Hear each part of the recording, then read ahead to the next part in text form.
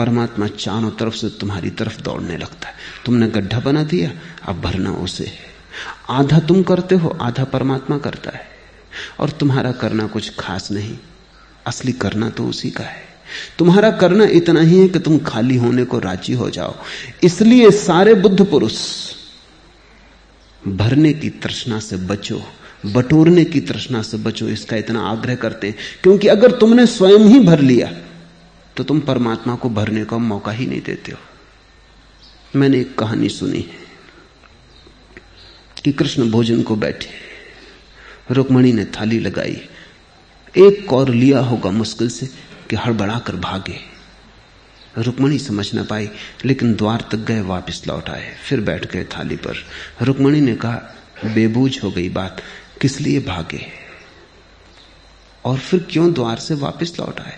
भागे तो ऐसे जैसे कहीं आग लग गई हो। क्या भोजन कैसे किया जा सकता है? आग पहले बुझानी होगी। और लौट आए ऐसे जैसे कुछ भी ना हुआ था। ये क्या किया? कृष्ण ने कहा, जरूर आग लग गई थी, भागा। लेकिन द्वार तक पहुंचा कि आग बुझ गई, लौट आया। मेरा एक भक्त एक राजधानी की सड़क से गुजर रहा है, लोग उस पर पत्थर फेंक रहे हैं, लहू बह रहा है उसके माथे से, और वो गोविंद गोविंद किए जा रहा है। वो न तो उत्तर दे रहा है न बचाव कर रहा है। उसने अपने को बिल्कुल मेरे हाथों में छोड़ दिया। भागना एकदम अनिवार्य था। जो इस भांति असहाय हो जाए, भगवान को उसकी तरफ भागना ही पड़ता है। जो इतना शून्य हो जाए कि पत्थर पड़ रहे हैं, उनसे बचाव भी ना करे, भागे भी ना, उत्तर भी ना दे, तो सारा अस्तित्व उसकी रक्षा के लिए आ जाता है। गड्ढा हो गया, चारों तरफ से जलधार बहने लगती है, उसे भरने को, उसे झील बनाने को। फिर रुक्मणी ने पूछा, लौट क्यों आए?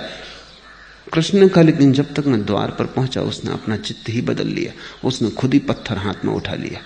अब वो खुद ही जवाब दे रहा है, मेरी कोई जरूरत ना रही। परमात्मा की जरूरत वही है जहां तुम असहाय हो,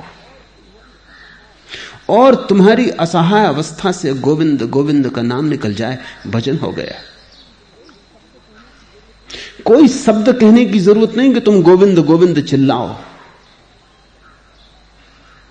भीतर भाव, कि उस भाव भरी आंखें आकाश की तरफ उठ जाएं, कि तुम्हारा हृदय आकाश की तरफ खुल जाए, और तुम अपने तई कुछ भी ना करो।